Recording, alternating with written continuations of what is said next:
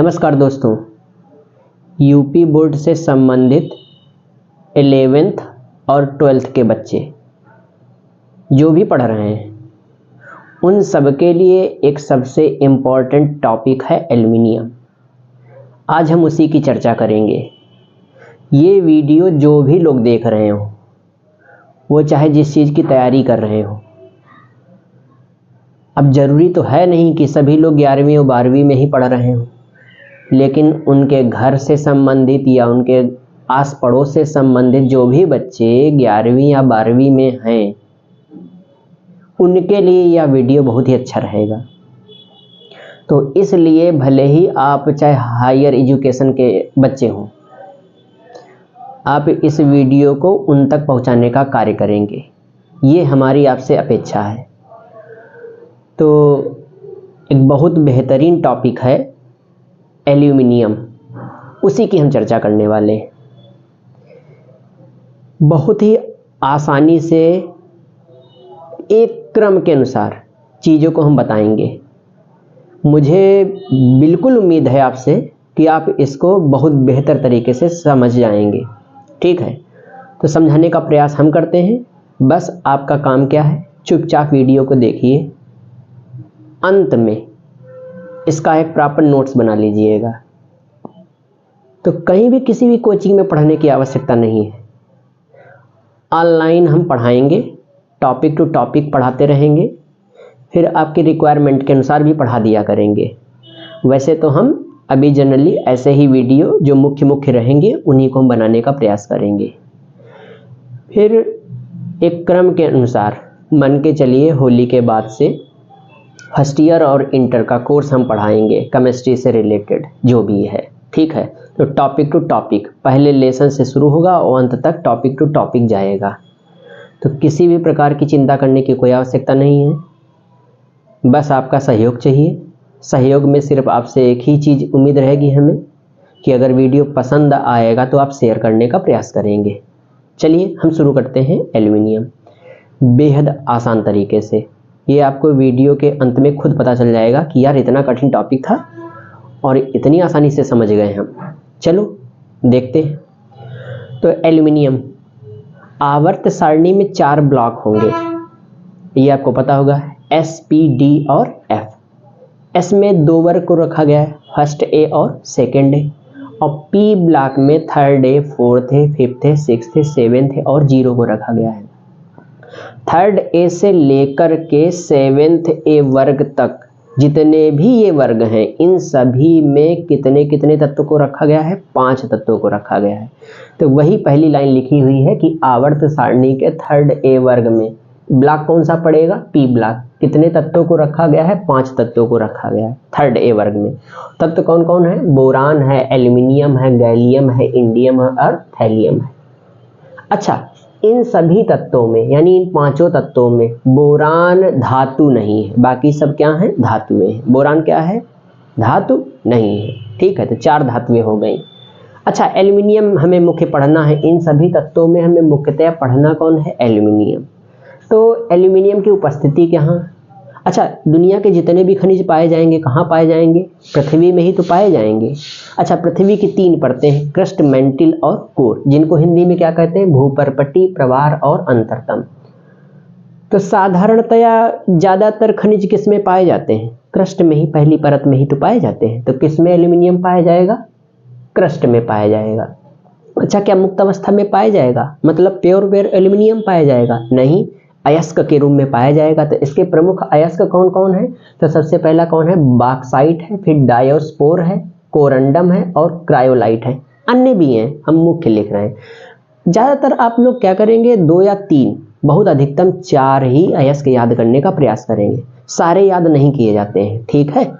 अच्छा, फार्मूला भी बहुत आसान है, देखना। जैसे एक क्रम से याद कर लीजिएगा आप लोग, बॉक्साइट, डायोस्पोर, कोरंडम, क्रायोलाइट। तो बॉक्साइट का फार्मूला क्या होता है?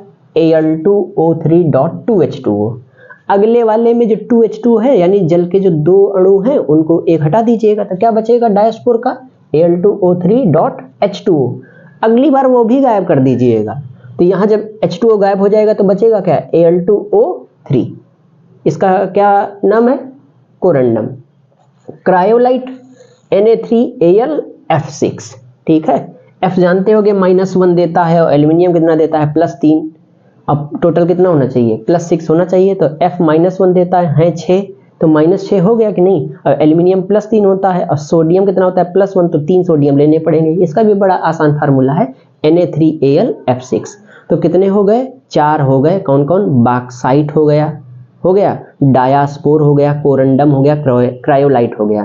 तो फार्मूला क्या हो जाएगा Al2O3.2H2O। अगली बार 2H2O की जगह कितना रखेंगे H2O रखेंगे, तो क्या हो जाएगा Al2O3.H2O। अगली बार वो भी गायब कर देंगे, क्या हो जाएगा Al2O3। फिर बचेगा क्या, एक और बचेगा, लास्ट वाला याद रखिएगा F6।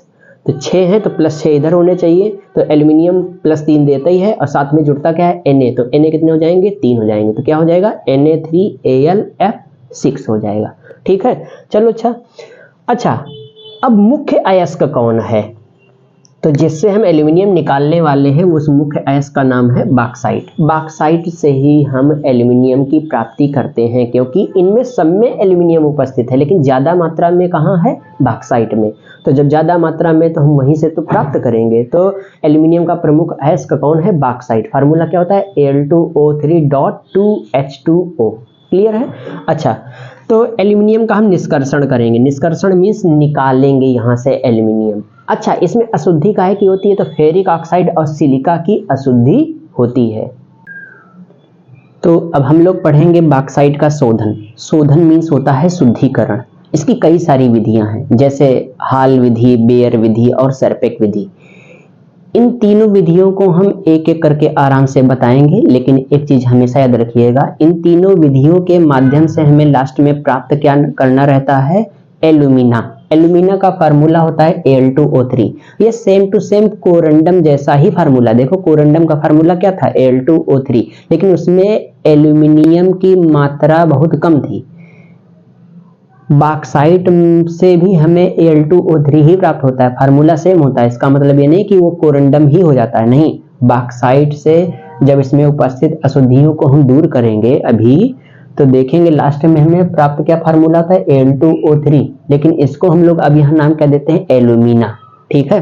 तो एल्यूमिना का लास्ट में हम विद्युत अपघटन करा देंगे, विद्युत अपघटनी विधि द्वारा अभी लास्ट में कराएंगे। तो कैथोड और एनोड रहेंगे, तो कैथोड पर हमें एल्यूमिनियम प्राप्त हो जाएगा और एनोड पर वहां पर उपस्थित नमी जो कि O2 होती है वो क्या हो जाएगी, दूर हो जाएगी, ठीक है। तो एक एक करके हम लोग क्या देखेंगे, विधियां देखेंगे। तो सबसे पहले क्या देखेंगे, हाल विधि। हाल विधि में याद रखिएगा मुख्य अयस्क तो हम तीनों विधियों में लेंगे, चाहे हाल विधि हो, चाहे बेयर विधि हो, चाहे सरपेक विधि हो, तीनों विधियों द्वारा हम क्या लेंगे, बॉक्साइट ही लेंगे। तो बॉक्साइट तो कंफर्म है कि हम लेंगे ही लेंगे। Al2O3.2H2O ले लिया। इस विधि में सबसे पहले क्या करते हैं, सोडियम कार्बोनेट को लेकर के बॉक्साइट के साथ क्या करेंगे, गर्म करेंगे। अच्छा याद रखिएगा थोड़ी बहुत इसमें अविलेय अशुद्धियां मौजूद है, किसकी, फेरिक ऑक्साइड और सिलिका की। ये फेरिक ऑक्साइड और सिलिका की अशुद्धि मौजूद है, इसी को दूर करना है। तो सोडियम कार्बोनेट के साथ जब इसको हीट करेंगे तो देखो याद रखिएगा रिएक्शन बड़ी आसान होती है। कैसे आसान होती है, लेफ्ट में अगर CO3 दिख रहा है तो राइट में हमेशा क्या निकलेगा, CO2 ही निकलेगा, और अगर इधर CO2 लेफ्ट में है तो उधर हमेशा CO3 ही बनाएगा। ये चीजें हमेशा याद रखिएगा, आने वाले समय में कई सारी रिएक्शनें बनाएंगे तो उसमें काम भी आएगा। तो लेफ्ट में अगर CO2 दिख गया तो राइट में क्या बनाएगा, CO3 बनाएगा, और अगर लेफ्ट में CO3 दिख गया तो क्या बनाएगा, CO2 बनाएगा। तो एक चीज क्लियर हो गई कि CO3 है तो यहाँ क्या निकलेगा, CO2 निकलेगी। क्लियर है, ये बड़ा आसान हो गया। अच्छा डॉट में जब 2H2O लगा होता है, डॉट में लगा होता है तो हमेशा प्लस में वो क्या हो जाता है, बाहर निकल जाता है जल, ठीक है।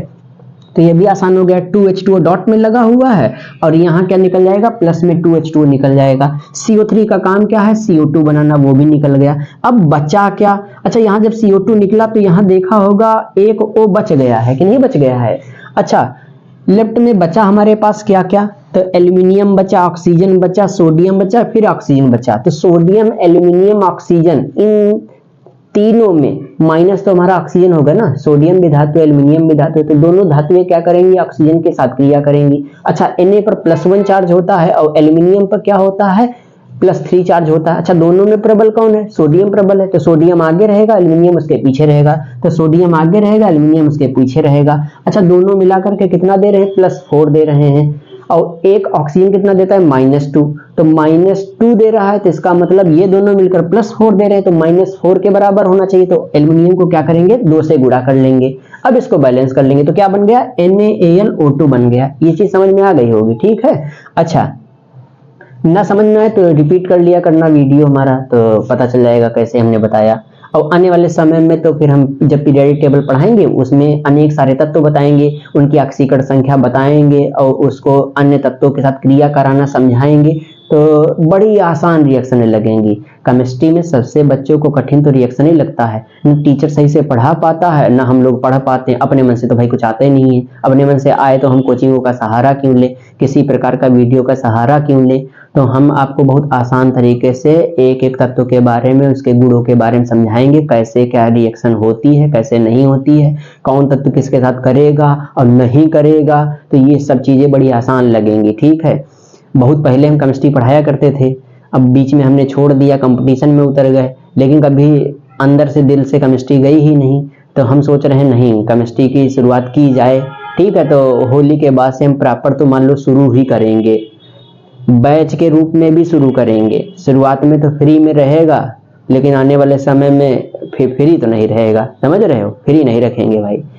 चलो अच्छा, देखो फ्री की कदर नहीं होती है ना, इसलिए नहीं रखेंगे, लेकिन शुरुआत में मिलेगा, ऐसा नहीं है, पूरा पूरा कोर्स फ्री मिलेगा, पढ़ते रहिएगा। चलो देखो, अच्छा अब यहाँ पर क्या होगा, अविलेय जो अशुद्धि है फेरिक ऑक्साइड और सिलिका की, वो क्या हो जाएगी, दूर हो जाएगी। तो हमारा विलेन क्या बचेगा, सोडियम मेटा एल्यूमिनेट इसका नाम होता है। आगे चल के नाम भी बताएंगे, नाम कैसे पढ़ते हैं, ठीक है, वो सब चीजें बाद की हैं। फिलहाल इतना याद रखिएगा, इसका नाम क्या है, सोडियम मेटा एल्यूमिनेट। और साथ में विलेन में क्या बचा, जल बचा और CO2। बचे वाले विलेन को ही हम लोग क्या करेंगे, यहाँ पे गर्म कर लेंगे। तो बचा वाला विलेन क्या है, सोडियम मेटा एल्यूमिनेट और जल और CO2।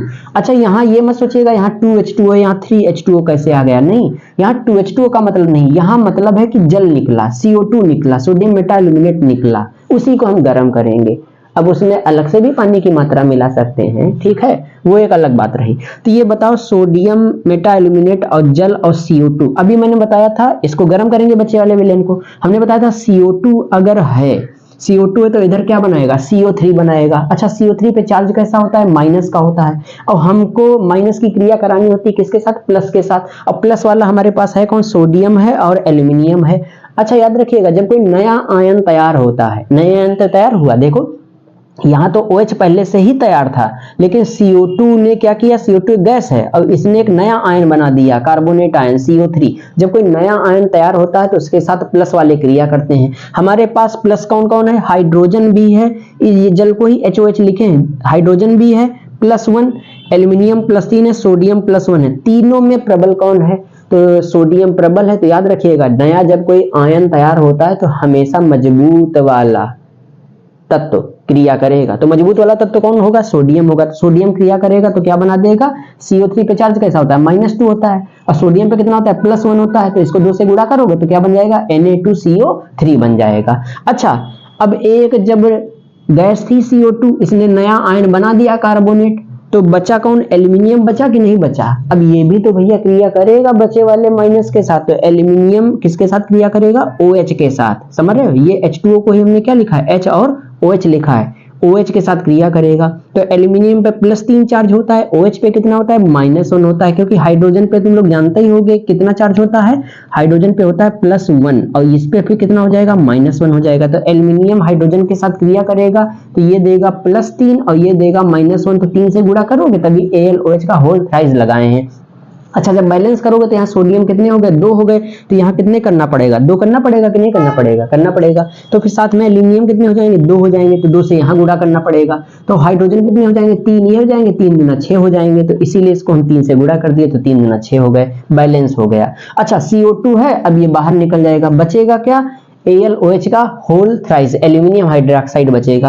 और जब एल्यूमिनियम हाइड्रोक्साइड को भी गर्म करोगे तो Al2O3 बन जाएगा, और साथ में जो इसकी नमी मौजूद थी वाटर की, ये क्या हो जाएगी, दूर हो जाएगी। बैलेंस तो कर ही लोगे, जब एल्यूमिना बनाओगे तो सीधी सी बात है, Al2 करोगे तो 2 करोगे तो यहाँ 2 लगाओगे तो बैलेंस हो जाएगा। अब देखो, निर्जल एल्यूमिना प्राप्त हो चुका है। तो हाल विधि द्वारा निर्जल एल्यूमिना प्राप्त कर लिए कि नहीं। अब इसका विद्युत अपघटन कराएंगे। तो आने वाले समय में विद्युत अपघटन तब बताएंगे जब तीनों विधियों को बता देंगे। अभी हम अगली विधि बताएंगे बेयर विधि, फिर बताएंगे सरपेक विधि, और उसके बाद जब तीनों विधियों द्वारा हम एल्यूमिनियम प्राप्त कर लेंगे तो विद्युत अपघटन कराएंगे, ठीक है, और हमें एल्यूमिनियम प्राप्त हो जाएगा। क्लियर है। तो याद रखिएगा, देखो हाल विधि द्वारा सबसे पहले करते क्या है, बॉक्साइट को लेते हैं, उसको सोडियम कार्बोनेट के साथ गर्म करते हैं, तो उसमें उपस्थित अशुद्धि फेरिक ऑक्साइड और बालू की अविलेय शुद्धि क्या हो जाती है, दूर हो जाती है। तो हमें जो विलयन प्राप्त होगा, विलयन क्या प्राप्त होगा, सोडियम मेटाएल्यूमिनेट, जल और CO2, ये विलयन प्राप्त होगा। तुरंत इस विलयन को क्या करेंगे, गर्म करेंगे। इस विलयन को गर्म करने के पश्चात हम लोग प्राप्त क्या करेंगे, एल्यूमिनियम हाइड्रोक्साइड प्राप्त करेंगे और सोडियम कार्बोनेट बाहर निकल जाएगा। और एल्यूमिनियम हाइड्रोक्साइड को गर्म करके हम लोग निर्जल एल्यूमिना, निर्जल का मतलब इसमें जल नहीं मिला क्योंकि जल ये बाहर निकल गया है, निर्जल एल्यूमिना क्या करेंगे, प्राप्त कर लेंगे। और एल्यूमिना का आने वाले समय में हम लोग क्या कराएंगे, विद्युत अपघटन। अब अगली विधि हम लोग क्या पढ़ेंगे, बेयर विधि, ठीक है। तो अगली विधि हम लोग कौन सी पढ़ेंगे, बेयर विधि। तो बेयर विधि में क्या करेंगे, बेयर विधि में बॉक्साइट को लेंगे और उसको गर्म कराएंगे सोडियम हाइड्रोक्साइड के साथ। हाल विधि में बॉक्साइट को सोडियम कार्बोनेट के साथ गर्म करते थे और बेयर विधि में क्या करेंगे, सोडियम हाइड्रोक्साइड के साथ गर्म करेंगे। तो सोडियम हाइड्रोक्साइड के साथ गर्म करेंगे तो एक चीज देख लो कि डॉट में लगा है H2O, तो इधर प्लस में H2O निकल जाएगा कि नहीं। अब ये मत सोचिएगा यहाँ 2H2O है यहाँ 3H2O निकले, ठीक है, वो तो बैलेंस करने पे आएगा। लेकिन एक चीज क्लियर है कि अगर यहाँ डॉट में H2O लगा है, जितने भी लगे हों, और यहाँ प्लस में H2O निकल जाएंगे। वो कम भी निकल सकते, ज्यादा पे निकल सकते, ठीक है, वो तो बैलेंस करने पे पता चलेगा। लेकिन ये क्लियर है यहाँ डॉट में है तो यहाँ प्लस में निकल जाएगा। अच्छा एक चीज बताओ, लेफ्ट में फिर बचा क्या, एल्यूमिनियम बचा, ऑक्सीजन बचा और सोडियम बचा, यही तो बचा।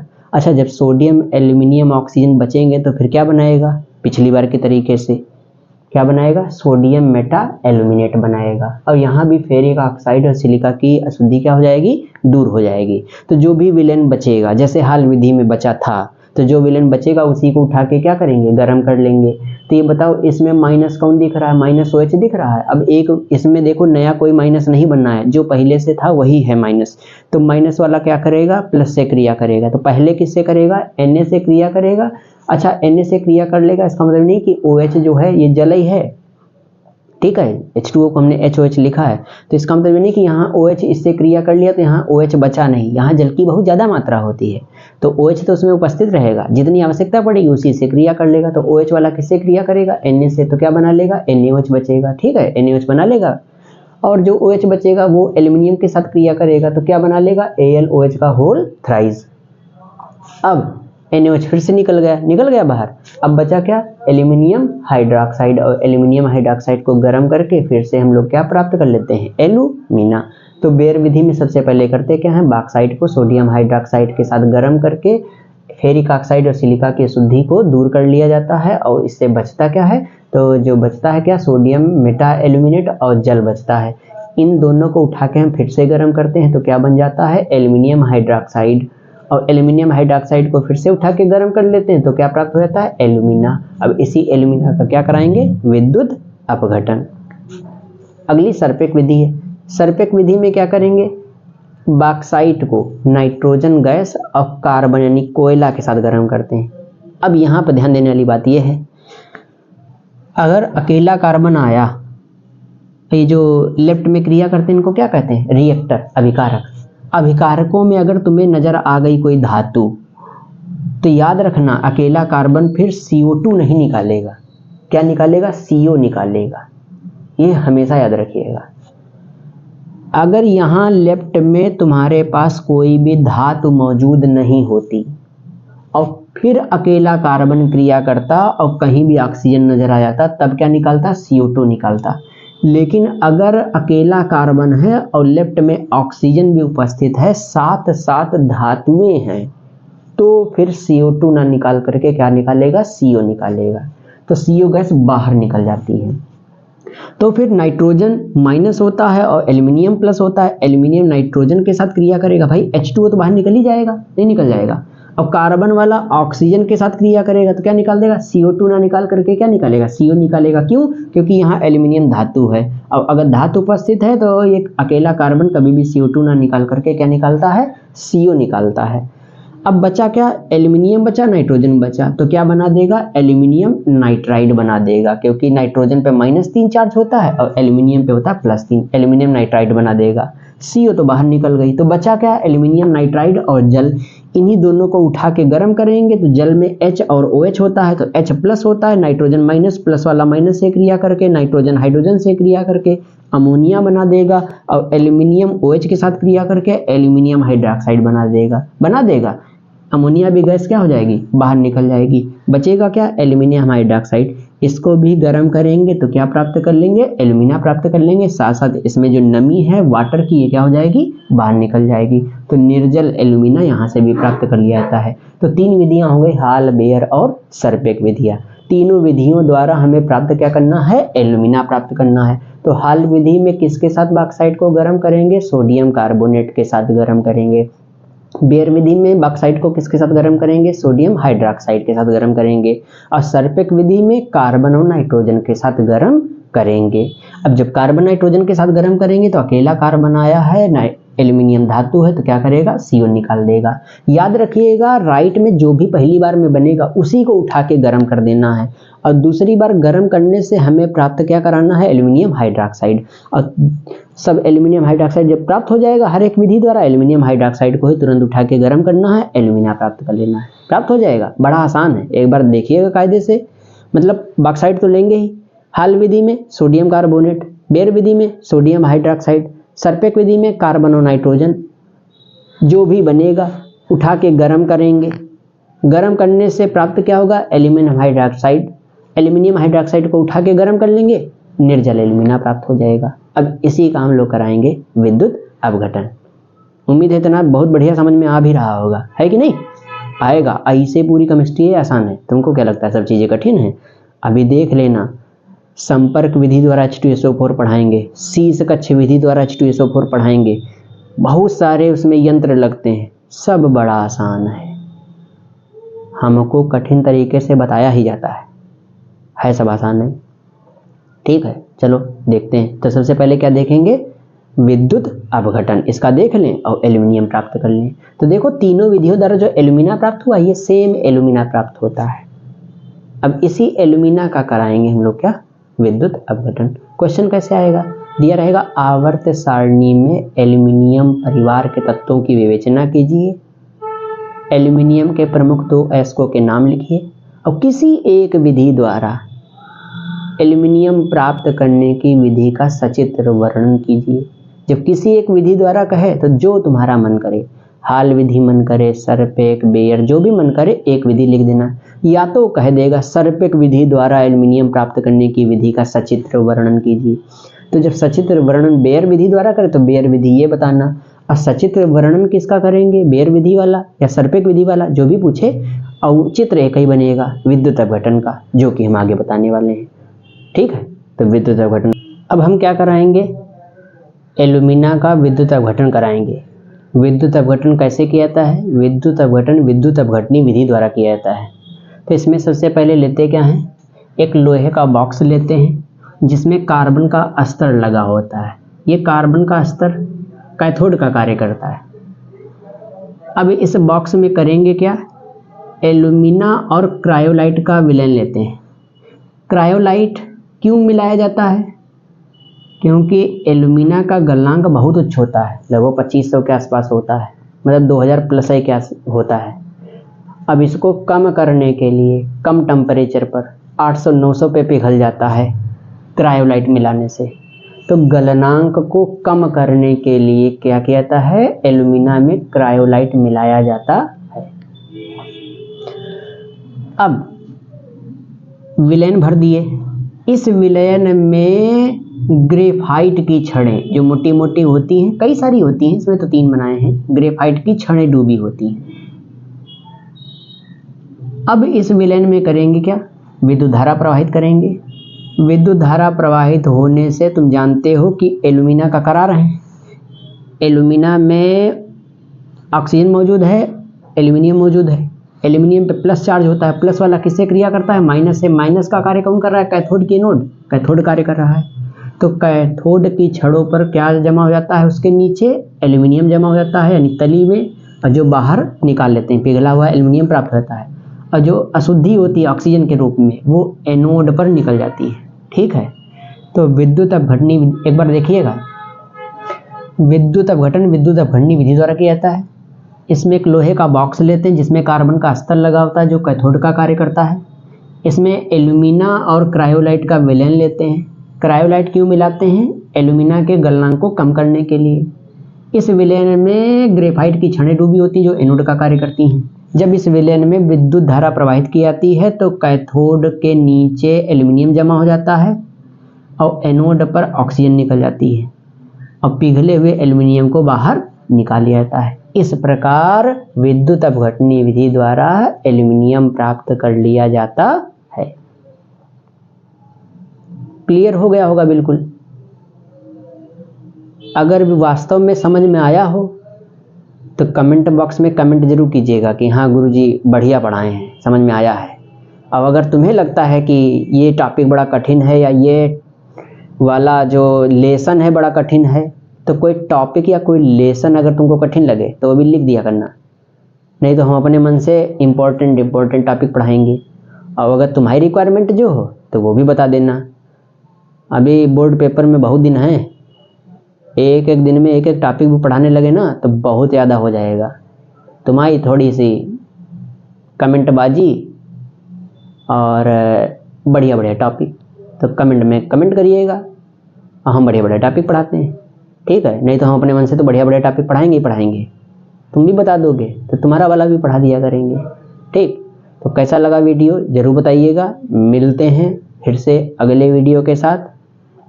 तब तक के लिए मस्त रहिए, खुश रहिए। धन्यवाद।